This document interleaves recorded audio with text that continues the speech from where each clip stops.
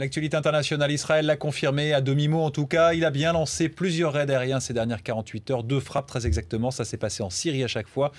On va décrypter ce qui s'est passé avec vous. Harold Iman, vous êtes le spécialiste géopolitique de BFM TV. D'abord, un mot sur les cibles. L'État hébreu n'a évidemment pas frappé au hasard. Il a frappé autour de Damas, là où se trouvent des centres de recherche militaires, comme dit le régime, ou plus prosaïquement, des lieux de stockage d'armes.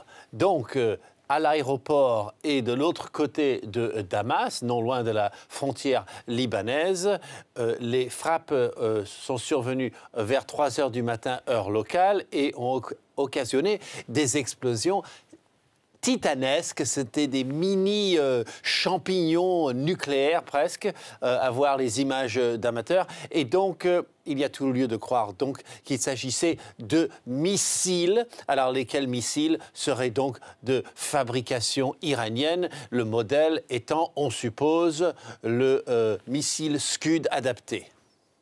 Harold, ce qui étonne, c'est surtout le timing. Pourquoi frapper les forces d'Assad maintenant, alors qu'Israël et la Syrie évitent soigneusement tout affrontement depuis le début de la guerre civile, il y a plus de 2 ans maintenant?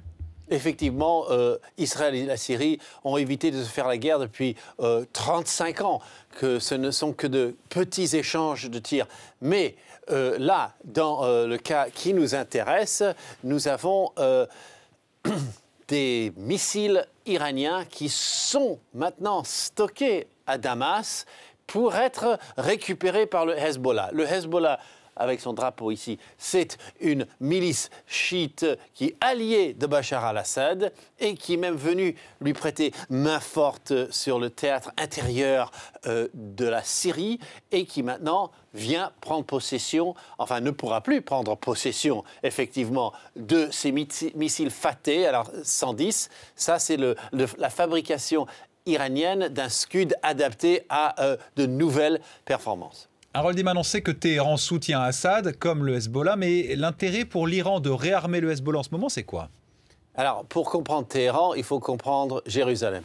Donc, on va voir ce que pense Netanyahou, celui qui a ordonné ces frappes.